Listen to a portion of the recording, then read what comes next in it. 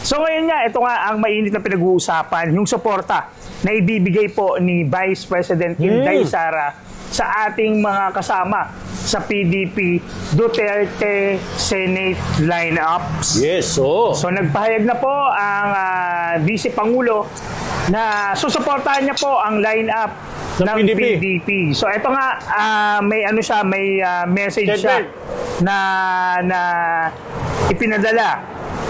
Assalamualaikum, alaikum. Ipinaabot ko ang aking taus-pusong pagbati sa lahat ng miyembro at taga-suporta ng Partido Demokratiko Pilipino na nagtitipon-tipon ngayong araw na ito para sa Senatorial Candidates Proclamation Rally.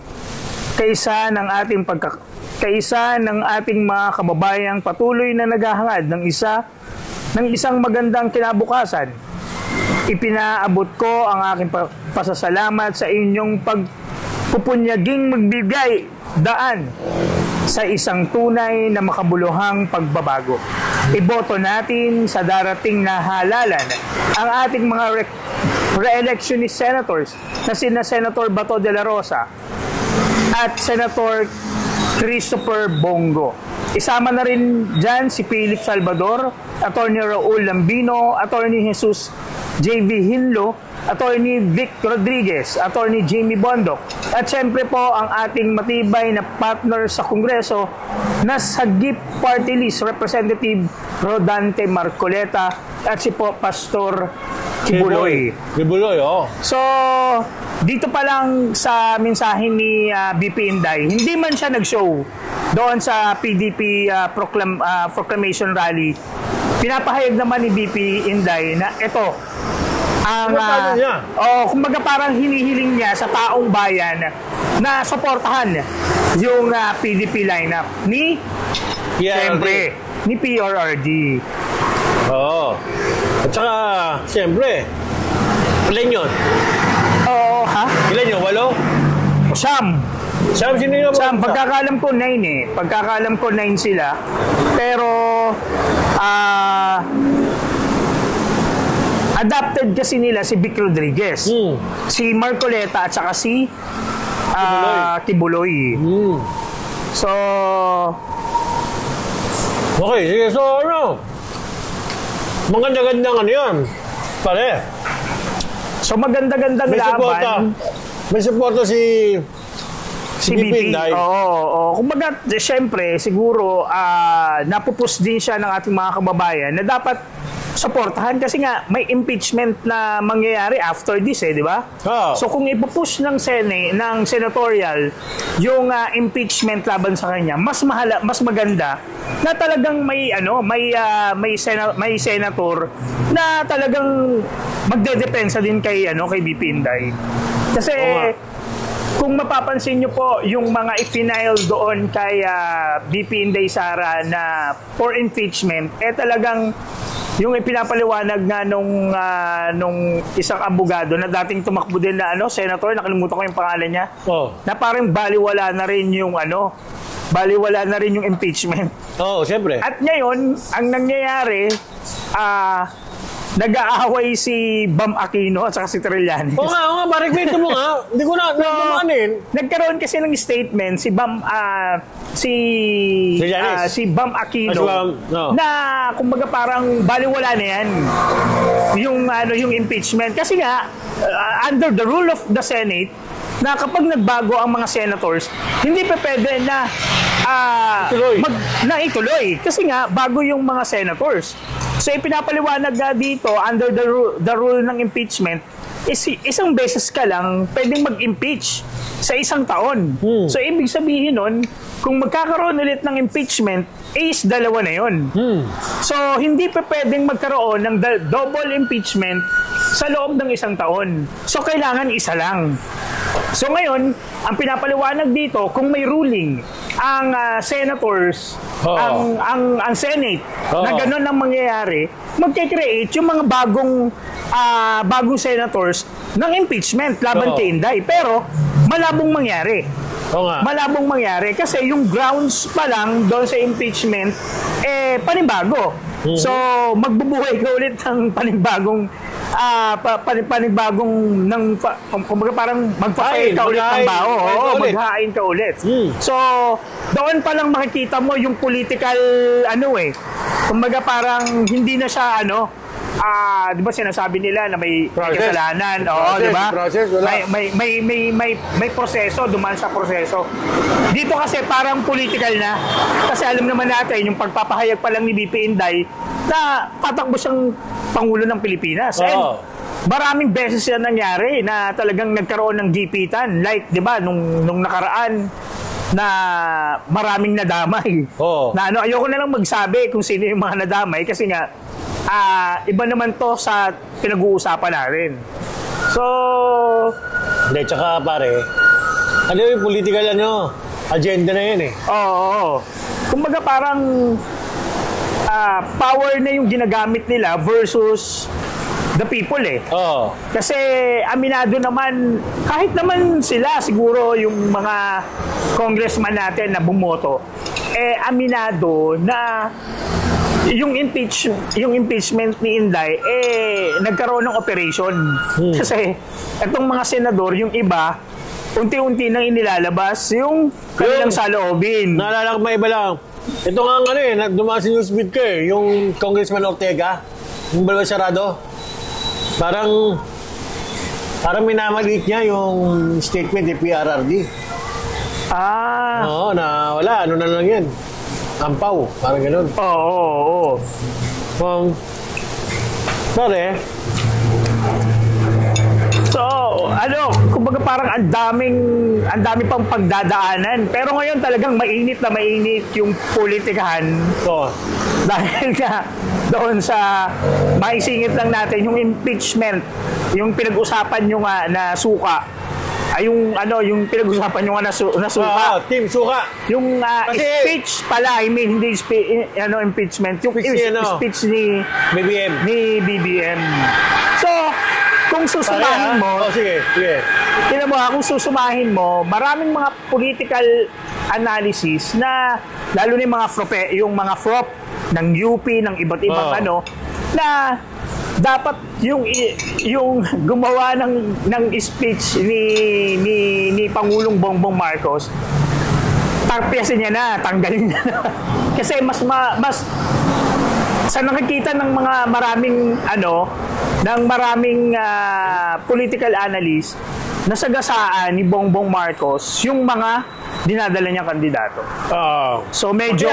Pacquiao. Meron kasing tumesa si Pacquiao, inuutusan siya ni Aling Dionisio bumili suka eh. Oo, di ba? Lahat naman, di ba? Kumbaga parang ito nga, yung speech ni Bato, di ba? Kumbaga parang siya yung tinamaan na ganito. Alam niya naman dati kasi nagbebenta naman talaga si Bato si Bato kasi talaga dati nung kabataan yan, nagbebenta talaga ng suka yan. At gumagawa rin siya ng suka. Di ba ipinaliwalag niya rin? Lagi na. So tinamaan si Bato.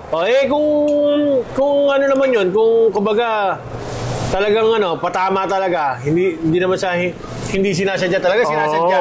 Pero sinasadya mali yung speech ni BBM doon kasi nga talagang hindi walang balita na kung sinibak or pinalitan. Pero sa lahat ng sortie na ginagawa ni BBM, lahat ng inaatiran niya, yung statement niya or yung speech niya ganun pa rin. So hindi binabago. Ibig sabihin nito, nakahanda ang team niya na kahit papano sumagupa doon sa batuhan ng parehong partido. Pero dapat inisip ni Pangulong Bongbong Marcos na hindi lang dalawang partido yung naglalaban. Kasi may mga mukhang suka na tumatakbo. Hindi, kumain na suka. Hindi, may mga mukhang suka. Katulad ni Franz Castro. Di ba tumatakbo yan? Yung mga ibang kasama niya. So yun tuloy... Silva tumatakbo ulit? Yun tuloy yung sinasabi ng ating mga kababayan na may nagbebenta ng suka. Pero yung iba naman mukhang suka. So, yung ganyang Nakita ko kasi, may nakita ko ron eh. Team Suka. BDP, yung kila Marcos, Team Sinusuka. Oo, team sinusuka. Tapos yung pangatlo, yung kila Bam, kila Castro, team kumain ng suka. Ibig sabihin, yung sinuka nila, kinain pa nila. Yes. Si Marcos nga, di ba? Ayaw nila kay Marcos, pero ngayon.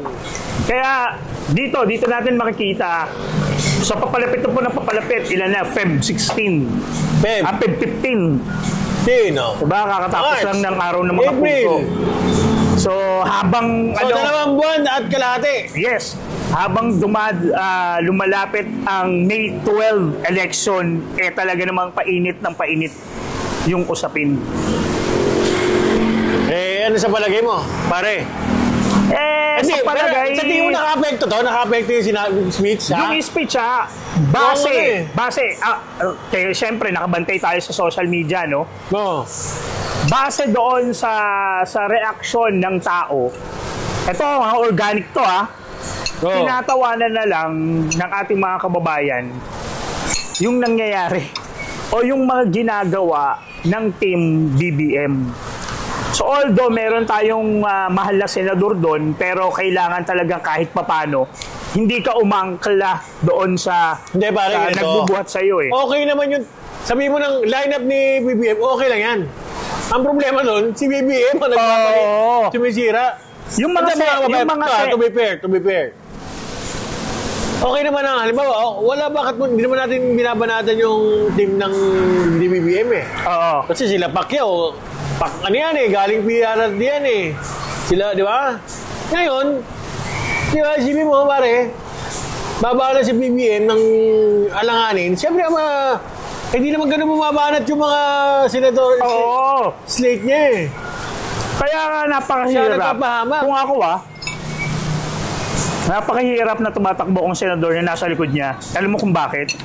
Doon pa lang sa unang sargo, noong February 11, nagkaroon na ng kulay itim. Kumbaga sa puti, na dapat ang linis mo, kasi unang sargo pa lang eh, di ba, ng rally. So ngayon, noong nagsalita to, si Pangulong Bongbong Marcos, yung puti, nalagyan ng dumi, nabahiran ng dumi. So nagkaroon ng dumi, yung puti, na dapat inaalagaan. So, si Tito Sen, wala ka naman masasabi kay Tito Sen. Actually, sa lahat naman, wala kang masasabi. Doon lang sa kay Aimee. Well, actually, si Aimee nga nun. Di ba? Di ba?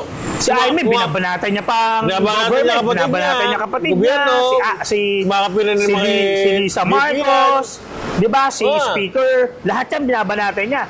Pero yan nga, dahil naman to be fair lang.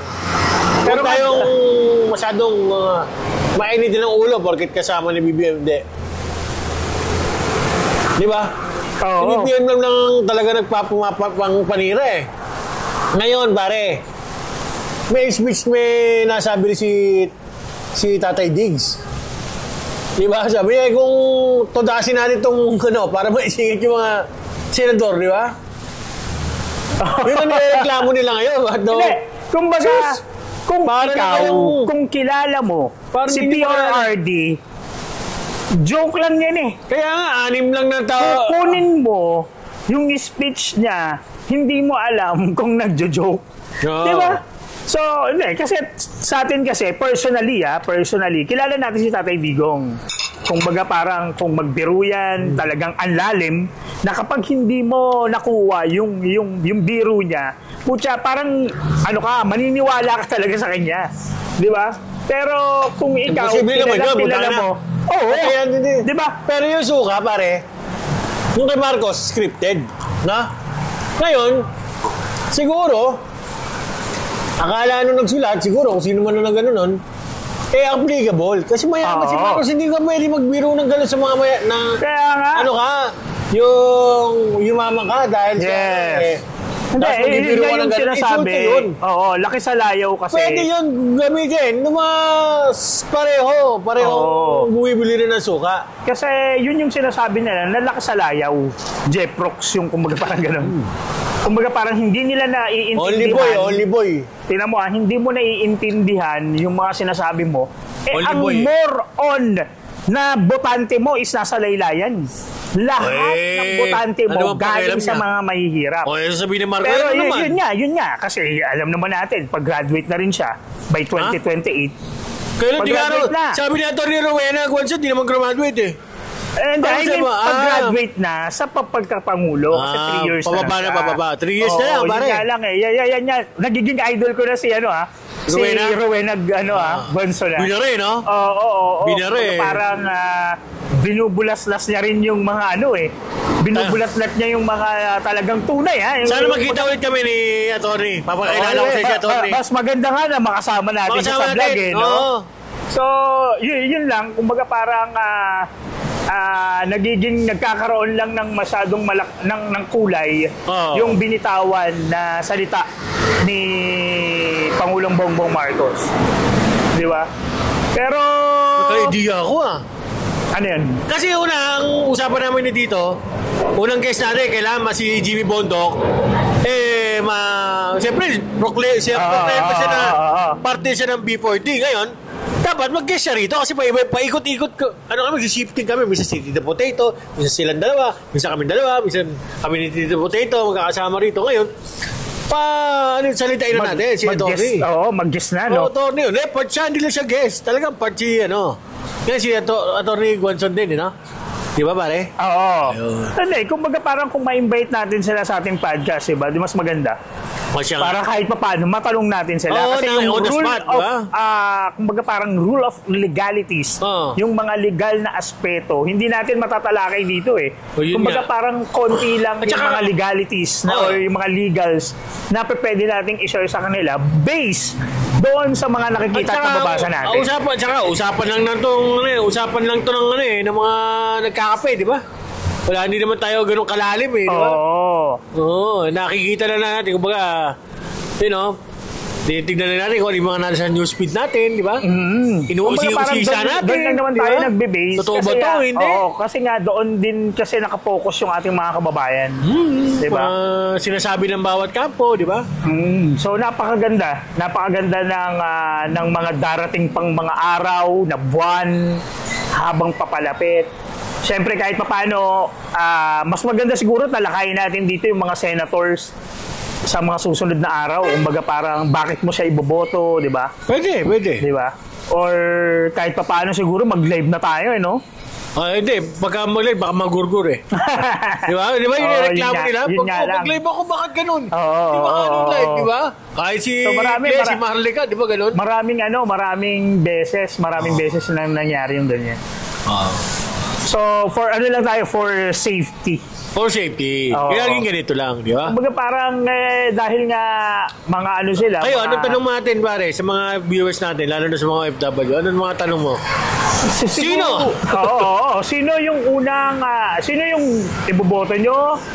Bakit? Pakilagay sa comment section. Mag-comment po kayo. Pakilagay niya sino para ang mga senador nyo at bakit po sila yung kailangan yung iboto.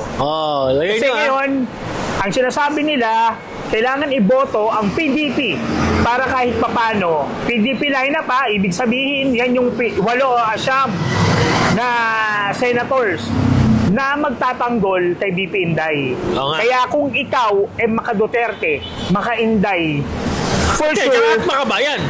At makabayan, maka Diyos, lahat ng Pilipino. Lahat ng maka. Kumbaga, iboto ang PDP. Lahat ng maki. Diba? Maki atensyo. Lahat ng maki. Maki atensyo. Iboto yung PDP. And then, yun yung purpose nila. Iboto nila yung PDP kasi nga, gusto nila na meron din tagapagtanggol si BP Inday. Of course. Kasi, pare, simula sa Congress, ilan? 240. 240. Meron pang umabol, pare, no? Una kasi diba 200, parang 212 something. Pero ngayon, namayaman siya, pare. Tapos umabol yung pala, September pala, nag-resign, bumaba na as nominee. Siguro, naghahabol. syempre, sayang din yun. 150M din yun, di ba? Yung pinag-uusapan. Munggo yun, 150 munggo. So, ganyan kalaki yung pwede mong makuha. Pero hindi naman, pagkakaalam ko, dito kasi, kumbaga parang ayuda to na pwede mong magamit Oo. sa eleksyon. Siyempre naman, di ba, ikaw ba naman politiko? Siyempre, di ba? mag-e-eleksyon. Siyempre, mag-e-eleksyon, kailangan mong magpamudmod ka para hindi ka na maglabas ng sarili mong pera. Yan nga yung pamamaraan na pwede mong gawin. Kung siya umabol pa, no? Oo. Bilib ako doon sa mga hindi pumirma, ha? Hindi na silaw sa munggo. Oo. Hindi na silaw sa munggo, pare. Oo. Yung mga alam hindi na nila yung pumirma, sino. saludo tayo dyan. Kasi alam na nila talagang yung prinsipyo nyo talagang hinawakan nyo, nagpakita kayo na kahit papaano hindi man magamit yung talagang nakadil sa inyo, hindi kayo pumirma. So saludo tayo dyan sa mga saludo. So paano, Maki? Sa susunod ulit, mga kaibigan, dito kayo sa B4D at ako po ang likod si Tapiro. At ako naman po, si Maki Atencio. Kayo ay nasa B4D.